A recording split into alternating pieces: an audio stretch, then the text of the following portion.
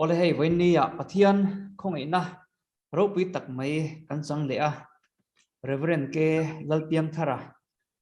hei kumna kan nei dona a phurom hle in ka ria hei pu piang thara nen hian kan in riat na hi arei ve to a rongbol te pon kan in zui na sa ma pathian khong ina zara aizola te kolasi panga te le mun dang danga te po rongbol na te kan han nei ani a chu voini ya ama kom na hun thatak mai pathian ina min pe hi kalom ma tin reverend kelal piang thara po hun thatak mai min ron pe ka wang pon kalom mani ti kha kan seidu ani tin he kanin kom na hi pathian ro puina tur atan cho lo ni se tin na lo thir tu zong ten ti sa le tharawa taksa le tharawa chak tharna le amal som na in don ngei kan be se ya du sakna kan hlan chewani ole masa in kanin kom ma in pathian thu hemi kanin kom min kai hroi tu turatan kan chiar ange Johana bungli chang somni pathum na chuti chuan a hun a thleng don ta tuna po a thleng to mek chumi huna chuan pathian chibai buk tu ten tharau le ti tak zetin pa chibai an bu kang pa in chu tiang mi chu a chibai buk turin azungani pathian chu tharau ani a chibai buk tu ten tharau le ti tak zetin chibai an buk tur ani atia tilaya hian kachang dulai kan soi du chu pathian chibai buk tu ten tharau le ti tak zetin chibai an buk turani pathian chu tharawani atiani lalpana thu kan zatan mal somro se amen ole e tongtai na kan mang to lo mai ngana chin khan program tan ma in tuna reverend kelal piang thar hian tongtai na in han to a lo thir tu te taksa le tharawa le mal somna tam tak indon kan be se ya pathianin lo thir tu te mal som chu ro se masaberin ipian le mur na te min lo thil them o khoya piang nge ni ti le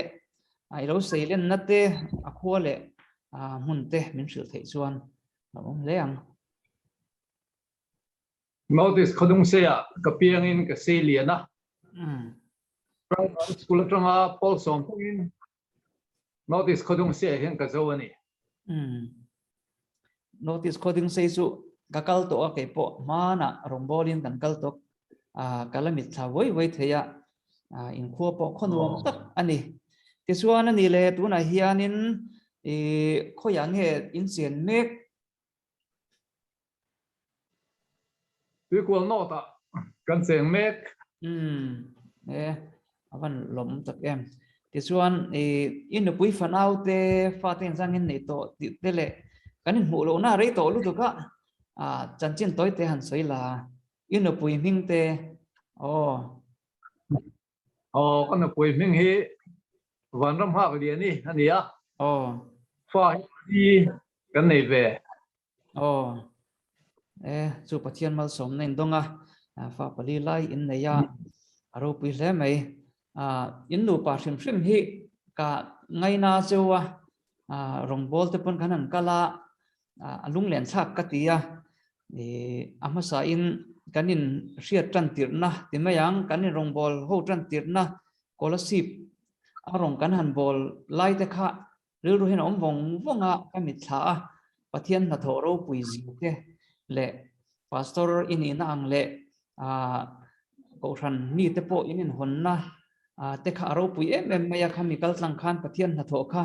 aro pui ka tia ke po kha zai rong bolin kan ti ve lo lawa khati hun lai vel bo ruak kha enga mo soi chak in ei ve ring kan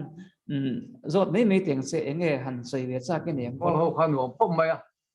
pathian tharau thiang lim na tho ro pui tak po kan huwa tin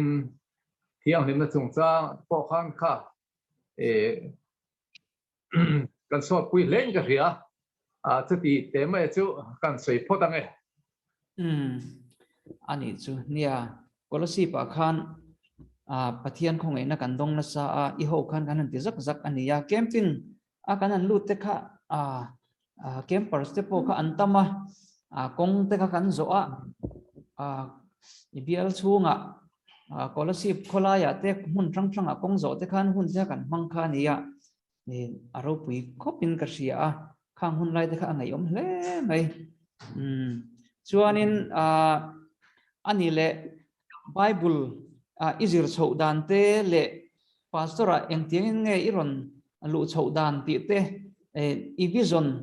engtia pastor ni du nge ni ti te mo khamia kha toy ten min han silela pastor ni ka tum mai lo khop mai amaro chu BT metric result ka hala hianin kau upa kela lo ma hianin BTA stager vela pastor na de thok tho vela thalo mi tin thuron min pe amaro chu khaisa tha ko me mai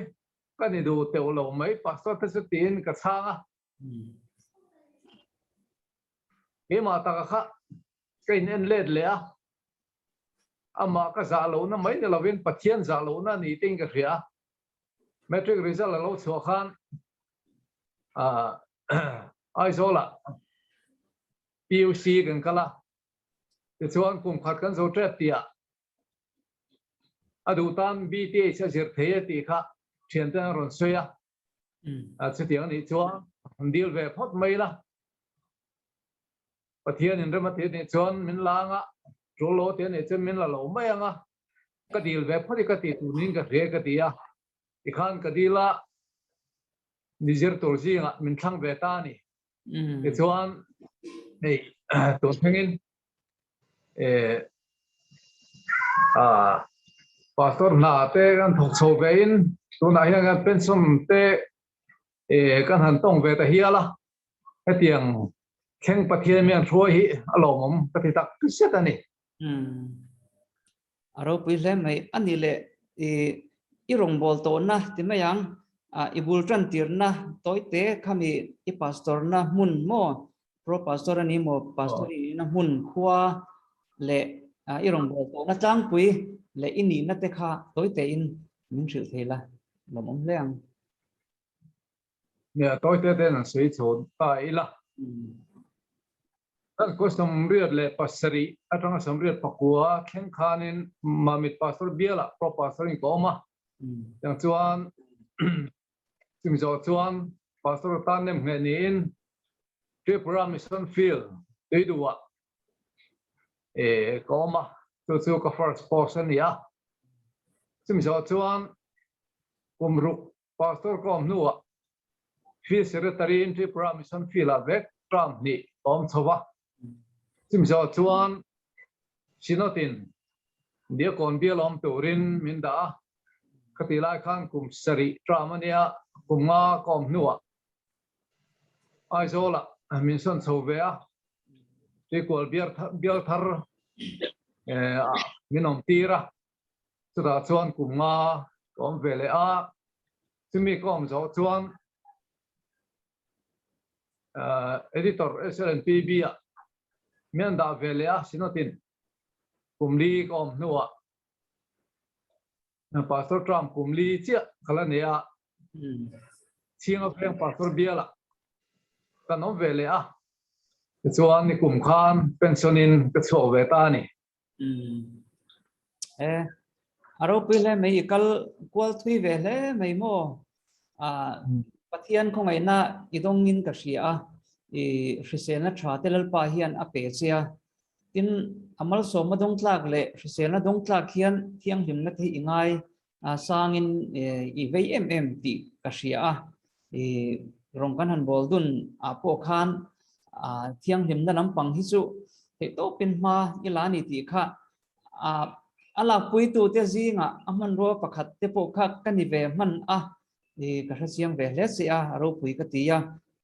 I rong bol na kalzel tura po du sakna kan hlan sia hian hruai na se ro pui hle mai ti chuan hey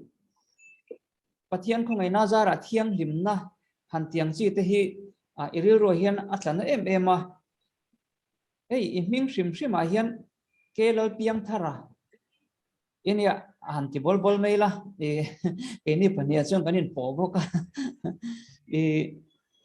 mi shim shim hey mi zo minga hian lo rong bola han ti te han roi ta chiam mei te han oma nang su iming hi ipu zo em hian ka sia lal piang thara inyangin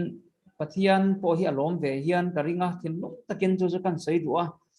e thiang lim na ko nga te i taksa pathian in iti thiang lim dan te le ibial chunga te po thiang lim na sataka ma ilak dan te po a hu chiang tu a hu tu te jing mi kan nia ro pui ka ti khop maya e kha engti kum nge sang ni le pasari kuma tui ko le bial laya youth emission ho kan local tum kha i howa rongbol na kan ti ho zak a bial KTP ang te po India la rongbol na kan nei ho te ka mit thla oma ngai om lein ka sia khang hun lai te po khanin thiang him na chung chang to sei turin minan pe te khania ro pui khop maya khati hun lai youth emission nuaya training ho discipleship training ho karon chuaya Korean ho po pathum an oma naga le vai te an nia ke ni mizo pani kanom boka ro pui khop maya khata ma kan la na te house church kan nei vel le rongbola kan an chua zak lai te kha ka mit thla oma khati hun laya iril ruwa enge sei chak inei chuan kan zot teng che nè khlaya in local kha alo mo khop maya ini tan po mal so ma ro pui ta kania kan thalai te poin so puin ka thia ten chu mai ba kha e kanu pa po ka zo ta e tui kwal ko san bi ka tu na hian a compound chung bi kin compound chung a hian chu le muam ti hian phal to lo nga khati chuan alam na sabe viau ani an patia in local ra zel po ning ka ria tin chu mai ba ma e in huwa in nau te na an khir let na miron thil te po kha ka soi zui na sa khop maya mi zo te hi mi welcome an thiam mi khol lo man lo thiam khop mai han ti te chu tiang ni rol chuan a zu le muam kan ti na sada wanga kan bul om rim chian ti thu an sei miron thria tir kha adi om le ka ria kha ngot po kha kan in siam that zui na tu na sa tak ni ka ria nia Bangalore tanga kan lo chho ma khan rongbol na tura tan khan kan in prepare na sa khopa ti chuan alo chho tur ho kan team ho kha athen chu ram thiang him tak Korea ram atanga local tur ten nia India rama po mi an ton tlak tak te an nia ti chuan aizol kan thleng chho do na Mizoram kan thleng chho do na kan mizo Christian te hianin mezial te hi an zu kuwa te an eya tun ma in mizo kan upaten mezial ten lo zu thina chu thingpui in nang deuh mai hian kan ngai deuh ni in langa min thra thiam ram don ne ka te thu pha te ka choi lo ka hril lo ka ni chu ti chuan Mizoram an thleng chowa an huang nge in zuk le huam te chu kan han ti bab loma an le lama chuan a hroi tu tan po khana za thlak ve leka amaro chu kan thil thiat hnem em awangin an thiam ve ni in ka hria amaro chu min thiat thiam awanga zu reng tur tin lam ni lovin tuna isoyang khan kanin zir deuh chu angai ni in alangani ani le thiang limna hi keima mu ve dana chu hian i ve em maya chu engtiaron veinge ini nangma entin nge atho mo zoram hi engangin nge ni seidu thiam lim na chungchanga hian atlaya ka I feel dan te po kha minan hril hriala zoram te poi challenge min pe la ka du hle mai nia thiang lim na ti hianin zom vaccine ni tak tak lawa ima bi ga chuanin ei zu le muam tung chang thiang lim na zu le muam la ka thiang lim na hi ima chuna tlana em maya a chan chu zu le muam no pan lai tanga lo ti chho ve to pastor khia zu le muam lo ti ve to thin ka ne wang hian a that lo zia te ka re chianga hetia kan sim tak nu hian mi te hian ati me te hian sim ve sela that pui ve sela tin ati lo te hian ti reng lo sela ti chin reng lo sela ka duwa hi zu le muam ti hi sual na dang hei zu le drugs kan ti te poi akai lon hi ni zel mai hian ka ria chu wang chuan zu le muam min ati lo chuan sual danga po hian apakai lo deuh nge in karinga hemi helama hian ko hran po hian nastakin hei tran kan la to a sinatin khom puyang point nasatakin ma kan la a amaro che boji na lama hian duangin gunchak to le lo deuh hlek thin ni teng ka ria a hi zoram pu puya campaign chur tham nin ka ria kan thina tam takhi zu le muam kai noi ni hian a lang bok si a to wang chuang helama hi tunai na sa zok hian kan sina shoi tu te po hian ma an la sela zoram pum puyang point kan so pui view win karing ni zoram su kan pachiat na le kan problem ni bera lang chu zuk le muam hi ania rongbol tu ni si thuthil tu ni si ka sen hom meyang chi han hu te hian nam dang laka te hian ain tha thun om ve thina ke ni rampon rongbol te kan nia ka sen hom meyan ron kal te hian ain tha thun om ve thin em ani tin then khata chuan zuk le muam te hi kan rongbol na muna te an lo kala han ti lan deuh te han zuk lan mei te hi sing tok te han lo om thina hen te hi pim khurangai em youth mission ka tholai khan youth mission chuan zuk le muam hi ti rem lova supari pakhat ei pon complain lu chuan warning an pian lo ti non le chuan ban tir kha an ni zelani training lai an ni pon warning an pek ton hon lo ti le chuan ban kha ni maya thok tu kan ni pon zuk le muam kan lo ti vei chuan ban kha ani maya chu wang chuan athiam hlim ka tia pathian rongbol tur hian heng zuk le muam te hi kan lo ti ani pon enge kan rongbol na huna chuan thiam hlim takin in adjust ram framila ti tlem framila ti lan lo fram tiang chi te po hi ngei thengang lo tan po in sum theina te hi poimo a maro chu in sum mai ba ka ngei thei hi chuan krista taksa kan ni angin he taksa hian pathian choi moi tur kan ni na anga zuk le muam te ti lova pathian ro puina ta na kan in ti thiam him chu a hun to tak zet ni in ka hria ani ni thiam him na chungchang hi chu injir tir na sat chunga ya kan sinot roi tu te le baptist an ni mo upc an ni na mo yma ni mo ma lak deuh hi chu anga in ka hria chu wang chuan zuk le muam te ti lo tura kan injir tir apoi mo le ani hei chung in khom bu hi isiam hi kan lo mang zo với ni thleng he ke ni pon kan la manga isiam tran tir kum atanga en thleng nge ila siam tun kuma isiam me kem ti te kha kan zot lok teng se sang ni le pali kum khan kolosi pakom lai khan ni tin chung khom bu ti tok khan ka siama hei chung khom bu ka siama sak ber hi setan hai na thi nin ka ria tin zurui pakhat chuanin sa som veka tu mani ma se sa som ta big lem lova hiện hay mi na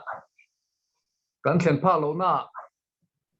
le kan thlen ngam lo na tur le kan lu ve ngam lo na tura mi na chu in khom te ka va man pui ve na rem chang te lo ni a lo man po ka ti em ani hi pathianin mala som ve khop mai ni ha ka ria hian kha tokin an lok pui na lai hi an ron sui ve zela voi khat po doctor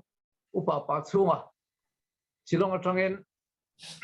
mit la teu chung lung che teu chung hian a lok pui thu te kha ron sui khang te kha ka benga hian ala ri renga tu na hian lalpan hne na lo siang to ning ka ria ma po ui khop maya yang chuan sarmon na ta na an lo man ve dan tele chung in khong na chung kan momok hun chiat zela pathianin zirtul min pe tiang zonga min ron hriat ti te poin om ve thina anom ve thina alom mom po ka ti mani chung ta chu kan sei ta deu du ni chu ya voi ni thleng hian ke ni chung ko pon kan lam manga chung in khom bui siam hi amen ti kha kan la lok pui na china ka soi tong khan kan lok pui mema pathianin amangani ti kha tin missionary in pona vak chuakin kal chuak lo mala pathianin chung ko tin hne na he chung ko in khom mang hian missionary rongbol na akal mek i thok mek ani ti kha na chiang hle in ka ri alal pan mal asom je lang ti ka be se chat ani du sakna ka hlan mol bok se ni voi ruk vel ka chut thatira ye chuan ka siam tho je wa busari vel chu ka siam ve ta kumthara chua tur hianin dona ngawatia sino ta ka thelu ta an chuptir me ka isu nen ti ania buming tur chu november thapul a hi chuan lo thleng man tura chu ran ngai ani ro pui hle mai chung in khom bu tia in siam hi kan tang kai pui em maya to kin jing thleng in kan la chiara ke ni chung ko pon kan hlok pui em ani voina ka chiar kha namana khami chungchang adam le chungchang ai ngai tlom na chungchang vel kha kan chiara thu oina in ngai tlom na thei awan poi mo tak em o katia entianan rongbol tu kan nia missionary kan nia aram mi te vai ho local worker te kan nia heng mi te hi musit lova an mani hi kan backup thiam ma kan throi thiam tir chuan chanchin thashil na konga hian an man tlak em ani missionary kan nia han tiamo pastor kan nia field secretary kan nia tiamo wanga inti thuwa han da niam te ol ve deu thei turania chung laka te po chuan han in ngai to mila namana damna changang khan he rongbol tu ke ni te po hi missionary te pastor te field secretary thing te pon han in da niam thiamila han mang tang kai thiamila lalpan malmin wa som na sadon hen ti te I chung in khom bu atang khan kan la zir lo lawani hei hi to kina kan siar ania ni bu hi ala lui ve veo to kan na mang char char ani kan na ngai ru de ni ti kha kan sei du boka tin chung in khom bu hi sinot kal sanga isiam nge nia nangma private a siam nge ti lai kha kan zo do se tin engril ru puin nge in siam iril ru vision nei dana khamin lo thil the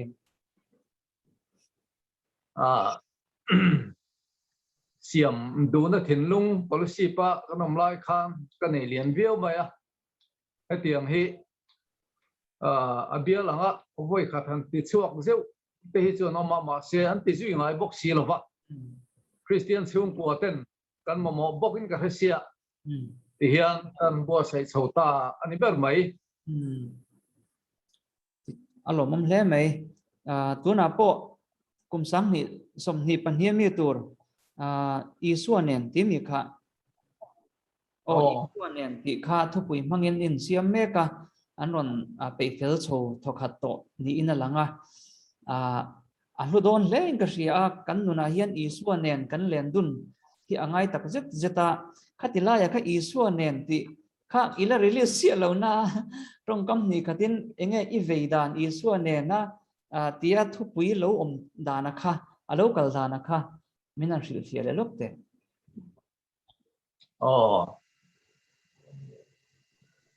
đại phim thì khác ở thì ra trong cái tung đầu lấy cả amaro chu nghe niệm ô thì cái ngày tua kumin kumbula khan One Vision Gospel TV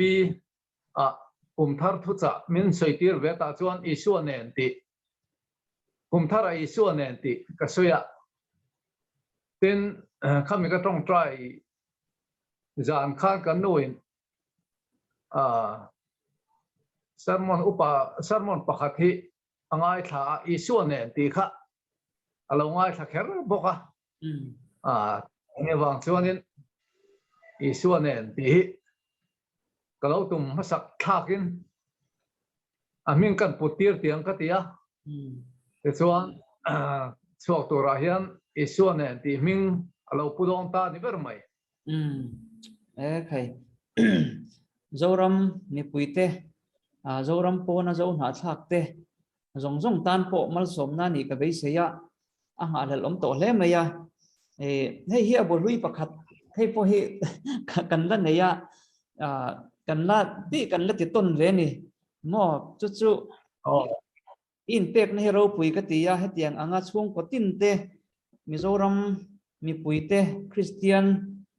te tana kan sak theina tura tana hetiang anga vision in neya chung in khombu in siam char mai hi alu le in ka sia pathian pon mal asom bi mani ti kha kan han tui ni le bok ani ti chuan tuna hian pastor in pension ta engti kum khan ngai pension kha ni kum sang ni som ni sang ni som ni khan i pension ta ti chuan in tuna hian kalau hriat deuh dan chuan kal chuak ve mai ro rong bol ten han ti tok ten oma ti khan enge rong bol tu tan te po hian an hual ve deuh seng ka ria hei I hriat angin kan sinat puipa ni thrin Reverend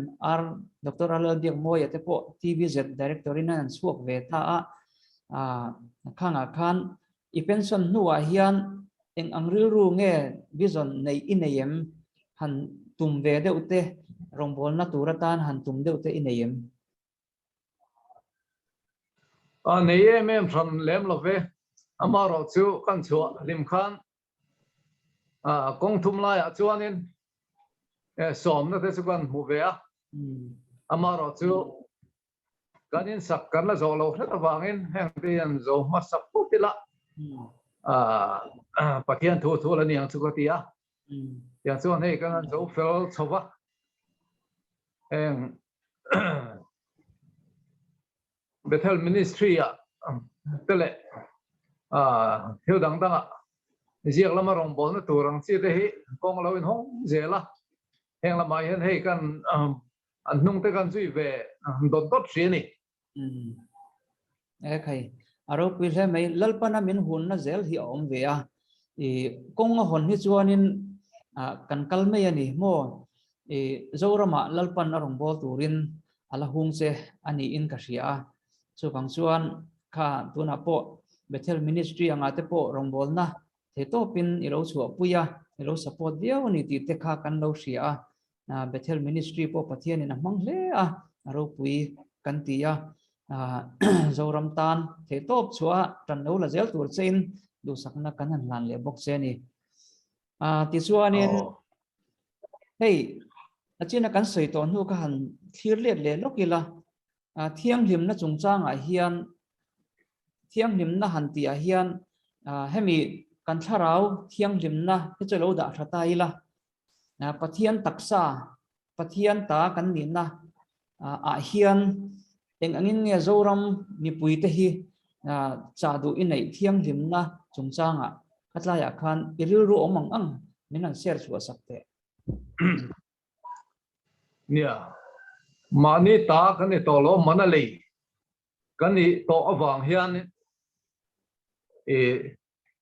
kan taksa hi a thiang chen chena kan von thiang lim a trolin ka ria ei se to ang khan zule muam lama ani ba ka zule drugs ke thin te po hianin ti to lo turan ni heng te hi kan taksa ti bol hlo na le tharalam pang theng po a kan ti bol hlo na pathian na kan len dun thei lo na man ruani ti te hi chiang in ka ria tin chu ba ka mi pat me chian na chung chang a te hian kan phim khur to lo em hlom maya yani wang chu hai HIV AIDS te po tu na hian luar le mai ni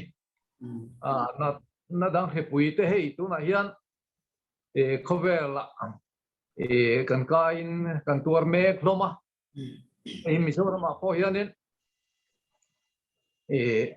tu na he chuan an luar chho viawa yani wang hianin HIV AIDS lampang hian HIV AIDS lam hi alar ta lo deu hret zo ka alar lo wang hianin alo on lo ti na reng lo ba wang chuan heng te hi kan ban sana thiang lim na hi kan se turani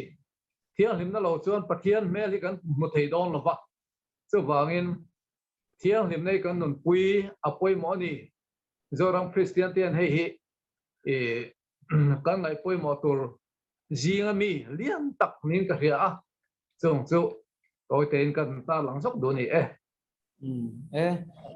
thil pakhat min thriat suatira scholarship ibial laya nu le pa ho sex education kan campaign na kan kaldun kha kala sereng maya atul via bani hemi sex education chungchang a hian kan thalai te chei rol te in zirtir hi angai na sadon le mei nin ka ria kan fa te thleng hian no pan te ta tanga kan zirtir te hi apoi mo donin ka ria khatlaya khan engemaw han vei dewin em no pang in zirtir chungchang ate han sei chak te nia no pang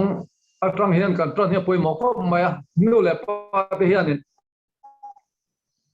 sex lam han soi hi thinei chungchang thleng po hian kan se remon o ti turani amaro chu no pang te a hian kan tran hi lo tula kan han har me hu chuan lo tlai to thina chu wang chuan kan tu le fa te a hian no pang te ni kan thriat lai hian an thriat tu rom to ka education kan pe khi apoi mo ani tu na hian Bethel ministry hian no pang ho zinga zirti na engema Bible education no pang zinga Bible thu zirti na kan nei chong me kha sta po chuan an thriat tu rom to kin kumruk le kum so pan hi inkara sex education te po hi pe la kan tia tu na hian ma chapa kan nei mek bokani khai ro pui hle mai atul tak zet ani setana hian man ro sang aneya amaro chu kan Mizoram bi khantila khian Mizoram a hian setana na man ro pakhat chak mai chu sex hi ania mi pat mai siatna chu bang chuan rongbol tu te po hanti tlunok te thei ania henga hian kanin ven phim khura sex education hi kanin zurtir na sat hi chu angai le in ka ria ani ti chuan nia hei ven nia in kom na hun thatak mai pathian in min pe aro pui katia zoram mi pui ta ta na tongkam ni khat han cha du amo iril ro omte awmani chuan kan han som le chenga ti chuan atop lam kan nei mai don nia nie hei sepui in tu la hian min noi me khloma ring tu kan ni na hi ataka kan man ahun le maya amaro chu ring tu kan ne hi am takhian kan mangam to lo mono ati theng ka ria phim khur tur kan ne na zona chuan tuoi takin kan phim khur tur ani chu tiang ni lai chuan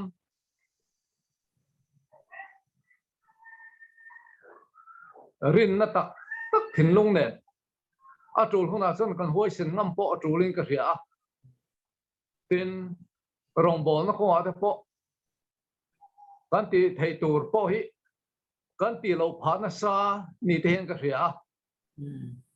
lali suan martin hena irin chuan pathian ro pui ji muang ka ti lo chem ni ati kha ata kan nun pui ve te po atul leng ka ria kan rin ngam lo na wang hian pathian ro pui nei kan mulo rong bol tu tam takhen kan mulo ning ka ria tu wang chuan pathian rin ngam na ataka kan nun pui ahun ta le in ka ria chu zoram chung Christian te hian abik takin ke ni rong bol tu kan ti te hian ataka kan nun pui atul tak set in ka ria chung chu zoram mi pui na kan hun tong me ka po hian kan hriat reng tan adum le in ka ria okay alo mo me in han soi ta ka suan karil ru om chete kan ser ve jok du chu hei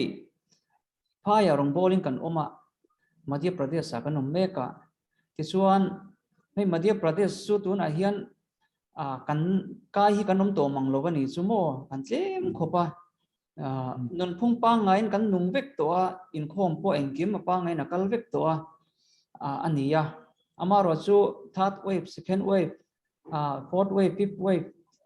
alo theng mai thei ti vel ani te urang awang hian i phim khur reng chu angai tho maro chu tu na iso yang khan rong bolin kan an suaka kan kala rong bol na huna mas wa thing puin kha thei to lo wa mo mas phela lo nga ya chuan la shwa ya lo nga ya mas wa tun chunga tho hip let vak vak tura mas han wa kha rem le to box si lo wa mas phela lo nga ya ekhan lal biak tong trai na te kanan soya tong trai rol na te kanan ne ya mai chana hian kanin tong kum si ang hian kanin din chirani chu house church kan nei na nga te po ta chuan kan thian nu hian soya lalpa rong rinom takin lo bola lalpa na chan hi mangche atia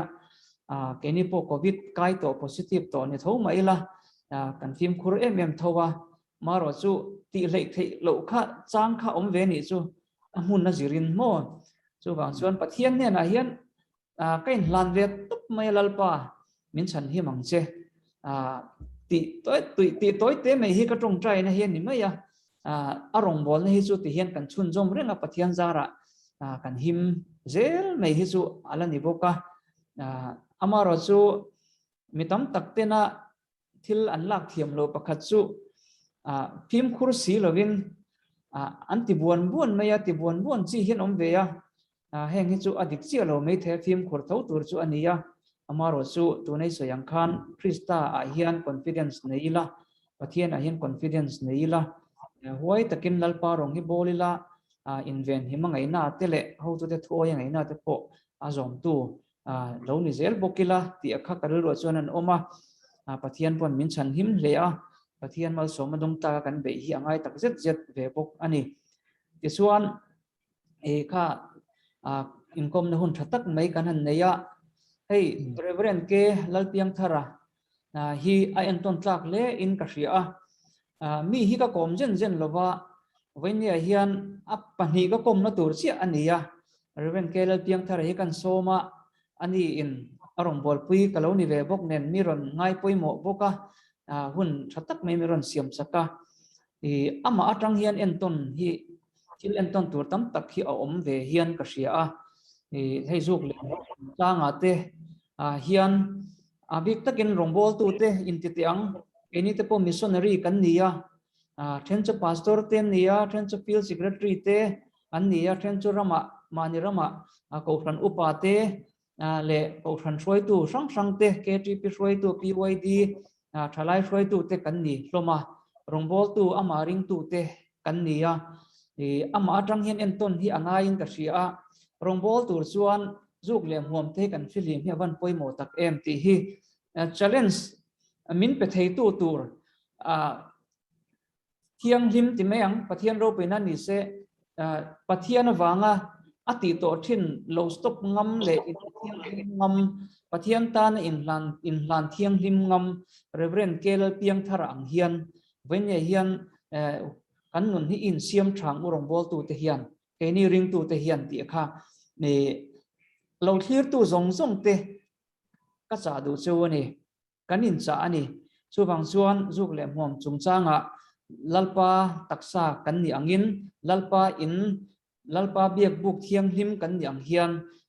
thiang hlim takin rero thiang hlim taksa thiang hlim ni bokin lalpa hi ipolang u arong ibolang u ti kha pupiang thara nun kal tlangin lo thlir tu zong zong YouTube ani mo TV ni mo lo thlir tu zong zong te a venya hian challenge kan siama kan ngen du chu ani pupiang thara venya hun thatak mai min pe ka wangin kan lom le a pathianin irong bol na kal zel turatan malsom se tin he kan interview kal tlang hian mitam tak thin lunga lalpan na thokro se tin lalpa loro pui ber ro se ti kha kan soi le dur bok ani e lalpan malsom se irong bol na zel tura du sakna kan hlan che ani ole lo me kha zong kha venia kan in kom thei interview kan nei thei ani ya lalpan lo thir tu zong zong te le pupiang thara le kan zawai tan mal min som sakro se amen.